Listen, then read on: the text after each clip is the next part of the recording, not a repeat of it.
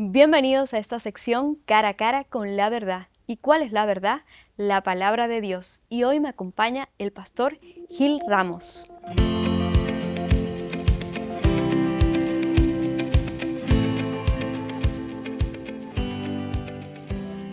Pastor, ¿qué es el arrepentimiento? Podemos definir a través de la Escritura el arrepentimiento como el acto de reconocer nuestro pecado y de apartarnos de él. Yo creo que son dos elementos necesarios que tienen que ocurrir a la misma vez.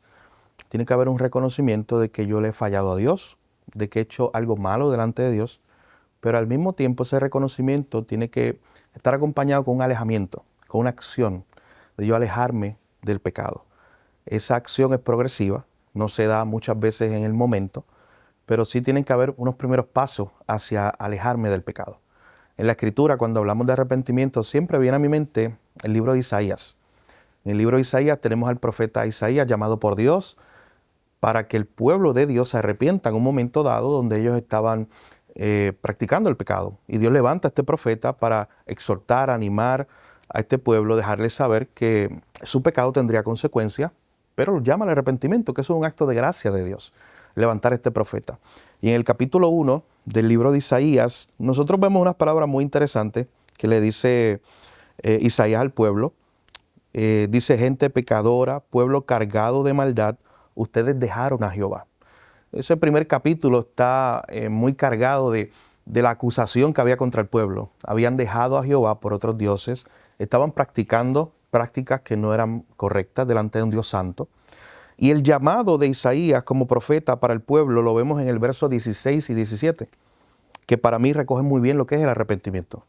Dice el verso 16: lavaos y limpiaos, quitad la iniquidad de vuestras obras delante de mis ojos, dejad de hacer lo malo, aprended a hacer el bien.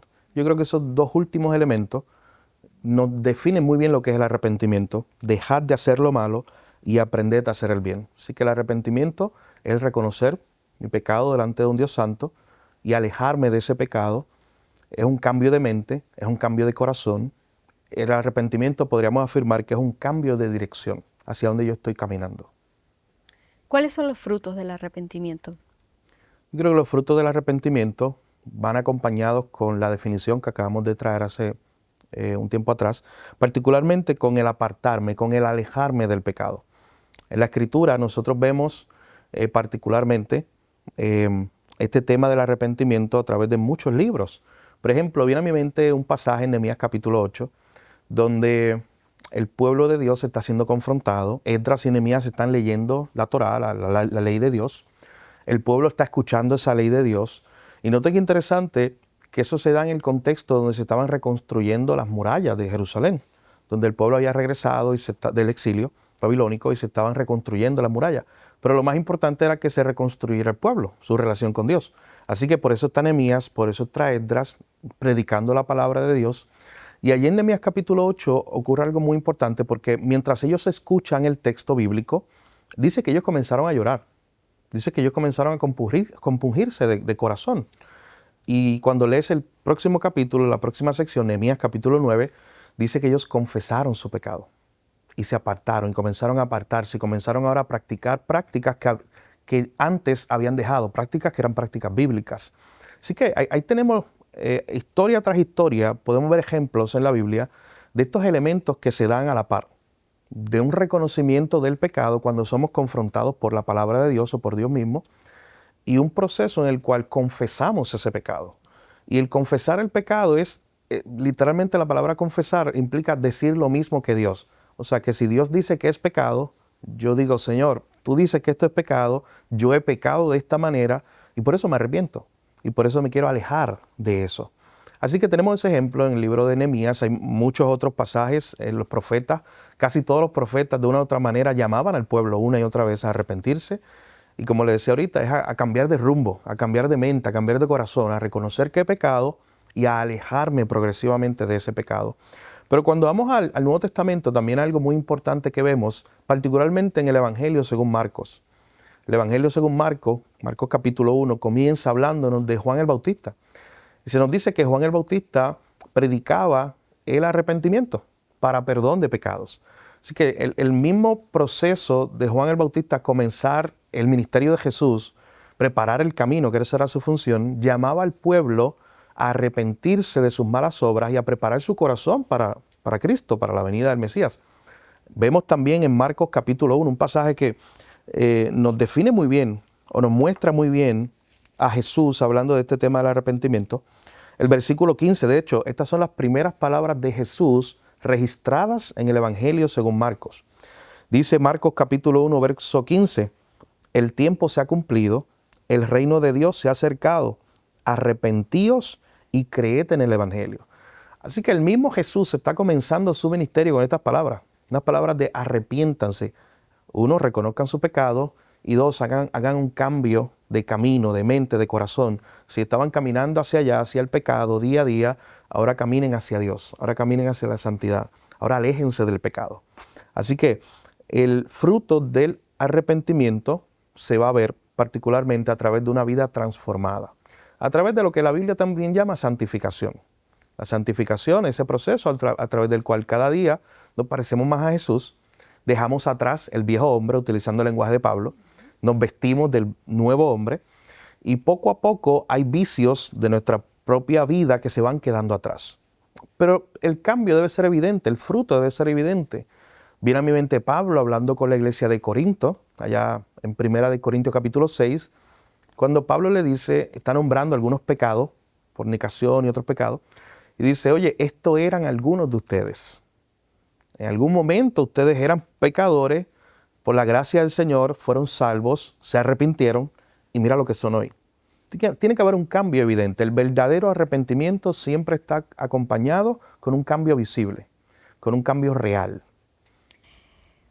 Si una persona, por ejemplo, tiene una lucha contra la pornografía y esa persona deja la pornografía, se arrepiente de ese pecado, no quiero ver más esto, quiero entregar mi vida a Cristo, entrega su vida a Cristo, pero con el tiempo vuelve y cae en ver pornografía.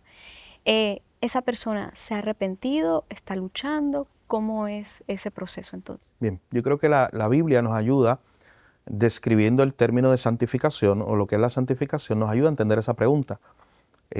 Juan, cuando escribe su carta, nos habla acerca de algunas características que identifica a un verdadero discípulo, un verdadero creyente. Y entre esas características es alguien que ya no practica el pecado. Pero estamos partiendo de una realidad de que vivimos en un mundo caído, una realidad que Pablo mismo habla en Romanos 7 cuando él dice, miserable de mí. Él dice, yo a veces hago cosas que no quiero. Él mismo enfrenta su lucha y habla de su lucha contra el pecado. De hecho, él termina diciendo en Romanos 7, miserable de mí, ¿quién me librará de este cuerpo de muerte? ¿Quién me librará de esta lucha? Una lucha real que tenemos. Él termina diciendo, gracias doy a Dios por Jesucristo, que de hecho esa es la buena noticia del Evangelio, que tenemos a Cristo. Pero particularmente regresando a Juan, nota que él mismo asume que en este mundo caído vamos a pecar, vamos a ser tentados, vamos a caer. Porque él llega a decir, oye, incluso no practicamos el pecado, pero si pecamos, abogado tenemos para con el Padre. También dice 1 Juan capítulo 1, que si nosotros confesamos nuestro pecado, Dios es fiel y justo para perdonarnos, para limpiarnos de toda maldad. De hecho, es que esos dos elementos que hemos venido hablando desde el inicio de la entrevista, son elementos que los vamos a ver en muchos pasajes bíblicos. Hay uno bien conocido que viene a mi mente, Proverbios 28:13, que dice, el que encubre su pecado no prosperará, pero el que se arrepiente, se aparta, el que lo confiesa, ese alcanzará misericordia. Así que notan que ahí están esos elementos de un reconocimiento del pecado, pero acompañado del fruto de apartarme de ese pecado. Así que una persona que está luchando contra el pecado, eso incluso es señal de que hay vida espiritual, de que genuinamente el pecado está en él todavía porque vive en un mundo caído, pero tiene el Espíritu Santo en él que ahora lo está ayudando día a día en su proceso de santificación. Así que meramente el hecho de que esté luchando contra el pecado, de que esté reconociendo el pecado y haciendo algo para apartarse de él, es señal de vida espiritual.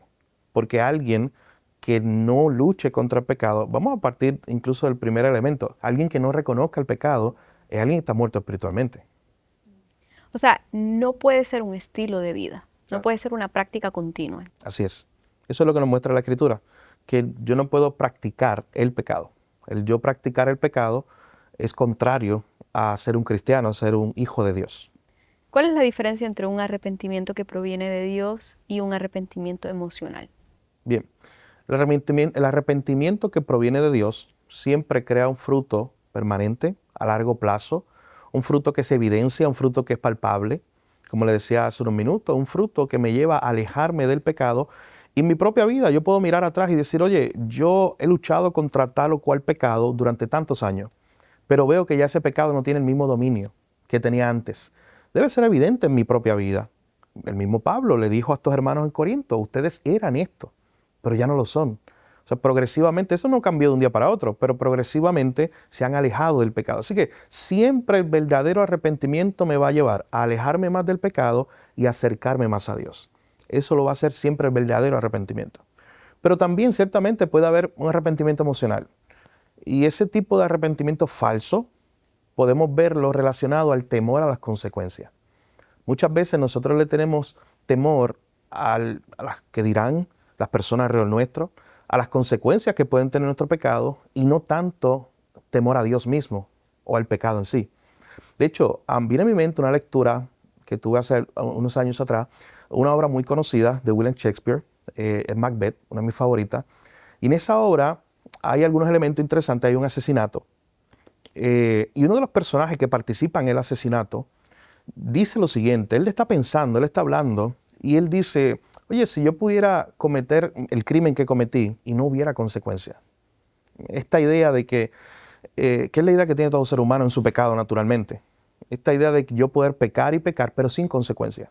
Así que muchas veces el hombre está más preocupado por las consecuencias en realidad. Y ejemplos concretos de esto que podemos ver, imagínate por un momento un hombre que le es fiel a su esposa, un hombre que tiene fama en la sociedad, que es reconocido, que tiene sus hijos, que aparentemente todo está bien en su casa y que incluso es un modelo para otros. Pero este hombre en realidad no está arrepentido por lo que hizo porque pecó contra Dios primero antes que pecar contra su esposa. Y él en realidad puede que esté pensando en las consecuencias que le puede traer eso a su propia fama. Eso no es un arrepentimiento real. El arrepentimiento real siempre va delante de Dios, es confrontado. Y lo hizo David. Por ejemplo, cuando David pecó, todos sabemos esa historia. David peca con Betsabé, luego a través de la muerte del esposo de Betsabé, mentira. Un pecado llama a otro. Eso lo vemos en esa historia. Es como una bola de nieve. Y en esa historia de David, vemos que cuando él es confrontado, él reconoce el pecado. Mira el primer elemento. Pero luego él va al Señor. Y tenemos toda una oración en la Biblia, el Salmo 51. De hecho, tal vez es una de las mejores guías que nosotros tenemos como cristianos para ir delante de Dios en arrepentimiento. Y en el Salmo 51, una de las cosas que hace David precisamente es ir delante de Dios y decir, reconozco, mira la palabra que él utiliza, reconozco que he pecado contra ti, Dios. Así que es lo primero, un reconocimiento. Luego viene el apartarse. Luego viene el que yo progresivamente me alejo de ese pecado y me acerco más a Dios. El arrepentimiento genuino, el que viene de Dios, como le decía hace unos minutos, siempre me va a alejar del pecado y me va a acercar a Dios. Y yo creo que en los últimos años especialmente, nosotros hemos redefinido muchos términos bíblicos. Desde la familia, el matrimonio, lo que es un hombre y lo que es una mujer, lo que es pecado, lo hemos redefinido. Y este término de arrepentirse es un término que suena fuerte para nuestra cultura. Este término arrepentimiento es una palabra que no le gusta a nuestra cultura, porque el arrepentimiento requiere humildad. El arrepentimiento requiere reconocer que hay alguien por encima de mí, que es Dios, que Él tiene la última autoridad, que Él es santo, un Dios santo, y que yo soy pecador y que me arrepiento porque he pecado contra su santidad y contra Él. Así que yo creo que estamos enfrentando hoy unos retos muy grandes en el sentido de que hemos estado redefiniendo lo que ya Dios definió en su palabra. Y eso ha causado que incluso en círculos que se hacen llamar cristianos, la idea de arrepentimiento se vea de otra manera, o incluya expresiones como la que usted mencionaba, de el arrepentimiento emocional, que es un tipo de arrepentimiento donde yo tal vez por temor a las consecuencias reconozco quizá algo mal, pero no genuinamente delante de Dios vi que yo era pecador y que necesitaba cambiar mi vida. Así que el arrepentimiento emocional por temor a las consecuencias nunca me va a alejar del pecado y por lo tanto no me va a acercar a Dios. Es algo muy interesante lo que usted acaba de mencionar, de que la gente al escuchar arrepentimientos huye de eso, no quiero arrepentirme. Y incluso en el mundo podemos ver que la gente utiliza como que, mira, el pasado es pasado, Claro. olvídate del pasado, vive tu presente, lo que hiciste, olvídate de eso se aprende, olvídate. Que tienen un concepto muy erróneo de olvidarse de lo que hicieron sin tener ese arrepentimiento y sin saber que hay unas consecuencias. Claro. ¿Cuáles son las consecuencias de no arrepentirse? Bueno, en primer lugar, en términos de salvación, Cristo, como les mencionaba, comenzó su predicación según el Evangelio según Marcos, diciendo arrepentíos y creed en el Evangelio. Así que el mensaje de salvación mismo de la fe cristiana nos invita a arrepentirnos, a un cambio de mente, un cambio de corazón, un cambio de rumbo, un cambio de alejarnos del pecado y acercarnos a Cristo. Cuando nosotros nos arrepentimos genuinamente, lo que estamos es abrazando a Cristo, valorando a Jesús como lo más valioso, como el único que nos puede salvar y dejando atrás el pecado. Así que en términos de salvación, la consecuencia principal de no arrepentirse es la perdición eterna sin Cristo Jesús. En términos del contexto cristiano, de nuestra vida cristiana, una persona que dice ser cristiana y que lleva tiempo en la iglesia, que visita los domingos, los miércoles o cualquier otro día de servicio y no está viendo arrepentimiento en su vida, debe examinar su fe. Porque la Biblia es muy clara acerca de este tema. Y la Biblia es muy clara acerca de que el verdadero creyente va a luchar contra el pecado. El libro de Romanos está lleno de referencias acerca de mortificar el pecado, y mortificar es darle muerte. Es una lucha real, una lucha constante. Vemos evidencia de Pablo también en la carta a los Gálatas, cuando le habla del fruto del Espíritu Santo. En mi vida se está manifestando la obra de la carne o el fruto del Espíritu Santo.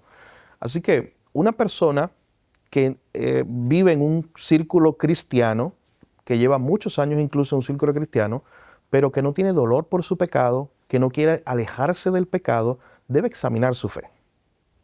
¿El arrepentimiento es al instante o es un proceso?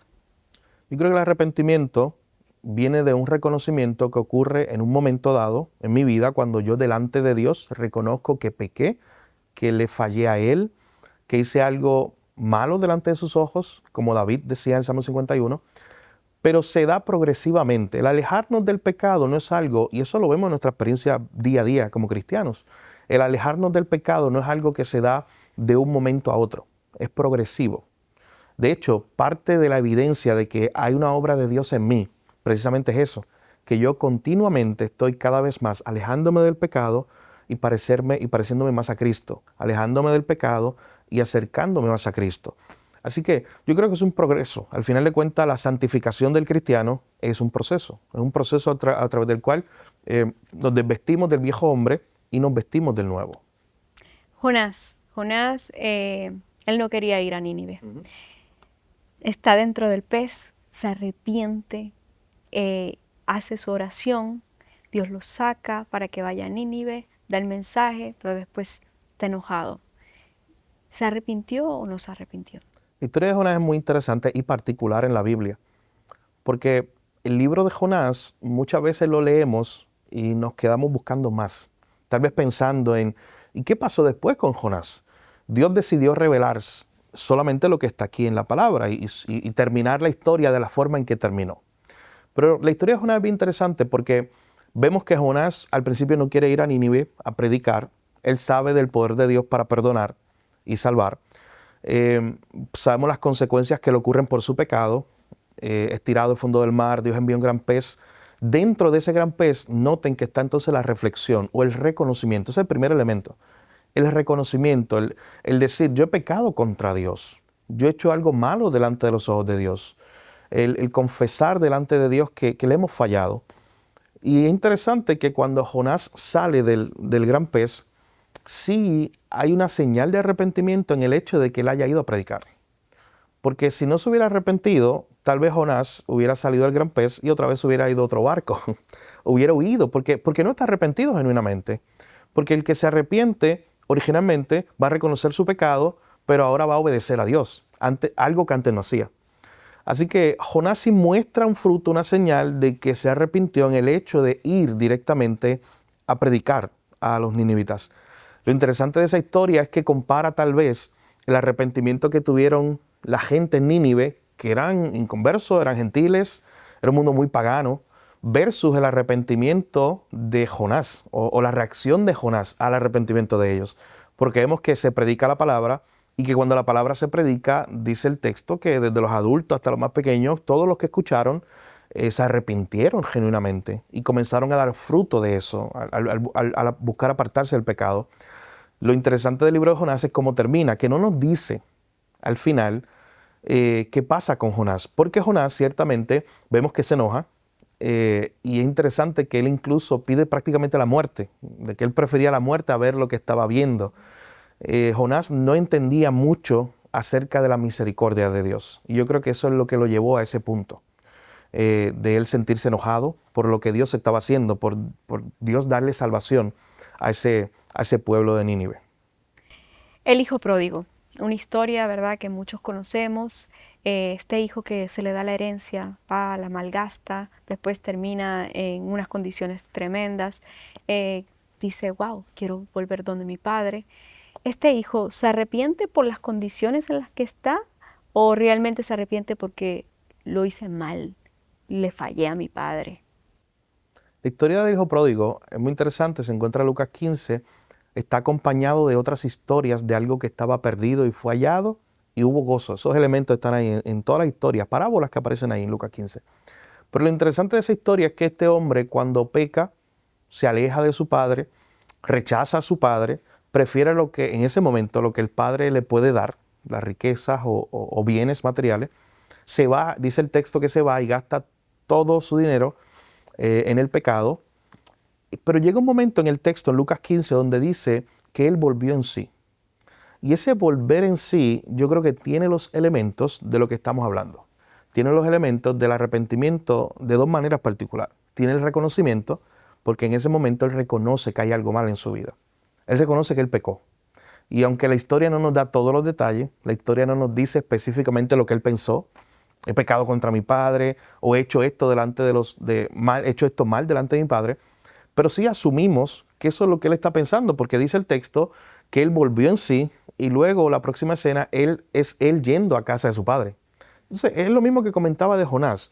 Hay un fruto inicial de arrepentimiento cuando yo, en primer lugar, reconozco que he pecado y en segundo lugar me muevo hacia la obediencia. Cuando yo empiezo a moverme hacia algo que antes yo no me movería. De hecho, ese hijo pródigo se fue, él no quería a su padre, él no quería la casa de su padre. Pero hay un fruto del arrepentimiento evidente en el hecho de que él se mueve ahora a casa de su padre, un lugar donde antes él no quería estar. Así que vemos fruto ahí. Vemos el resto de la historia, vemos al padre que lo recibe, lo abraza, lo perdona, hay fiesta, hay gozo, y él recibe ese perdón genuinamente. Pero podemos afirmar que estos elementos que hemos estado hablando hoy acerca del arrepentimiento los vemos en su historia. Dos elementos, reconocimiento y cambio. Reconocimiento y alejamiento del pecado. El arrepentimiento siempre me va a llevar a cambiar mi rumbo. De hecho, es interesante cuando nosotros vemos en el Nuevo Testamento, en el libro de Hechos, capítulo 2 y capítulo 3, vemos las primeras predicaciones de los apóstoles. Pedro, predicando el Evangelio luego de Pentecostés.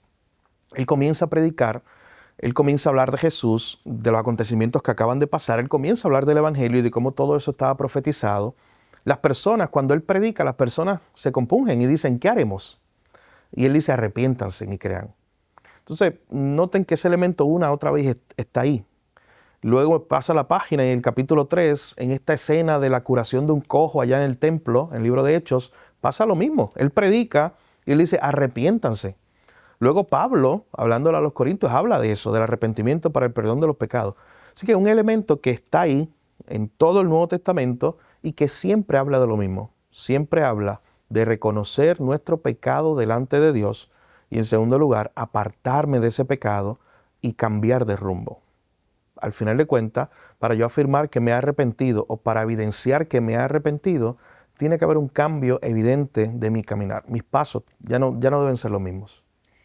Hay personas que son muy orgullosas, cristianos y otros que no son cristianos y dicen, mira, yo me arrepiento, pido perdón a Dios en privado, le he hecho daño al mundo entero, a mi hermano, olvídate, le he robado todo, pero yo le pido perdón a Dios. No puedo pedir perdón, no me atrevo a pedir perdón a mi hermano que le hice daño, a mi vecino, no me atrevo. ¿Se puede vivir así? ¿Se puede vivir pidiendo perdón solo a Dios y a los demás que les hice daño no le voy a pedir perdón a nadie porque soy orgulloso y solo con Dios le pido perdón? Pero es que hay un elemento de restitución. Por ejemplo, viene a mi mente el apóstol Pablo hablándole a los efesios, le dice, oye, el que robaba, ya no robe, pero dice, y que ahora sea generoso, que ahora dé a otros. Entonces está este elemento de restitución, este elemento de yo pedir perdón a Dios y arrepentirme, pero fruto de ese arrepentimiento, lo hemos dicho en nuestra conversación hoy muchas veces, es la idea de un cambio, es la idea de otro rumbo. La evidencia de un arrepentimiento genuino va a ser cuando ese perdón a Dios se refleje con mi acción con mi prójimo, aquel al cual yo le hice daño, aquel al cual yo le fallé. Así que al final de cuentas yo entiendo que bíblicamente el arrepentimiento genuino siempre me va a llevar a un fruto no genérico, sino concreto. No genérico en el sentido de decir, yo le pedí perdón a Dios, oye, pero le fallé a mi prójimo de una forma particular. Debe haber una restitución particular con esa persona a la cual le fallé. ¿Tengo que pedirle perdón a mi prójimo? Debo pedirle perdón a mi prójimo. Es parte entonces de arrepentirse completamente, no solamente ante Dios, sino también ante mi Así es. prójimo. Y yo creo que de esa manera tenemos los dos elementos que hemos visto hoy. Reconocimiento delante de Dios, Señor, pequé, y cambio. Porque el cambio es el que me va a llevar ahora a decir, tengo que hablar contigo porque yo pequé contra ti de esta manera.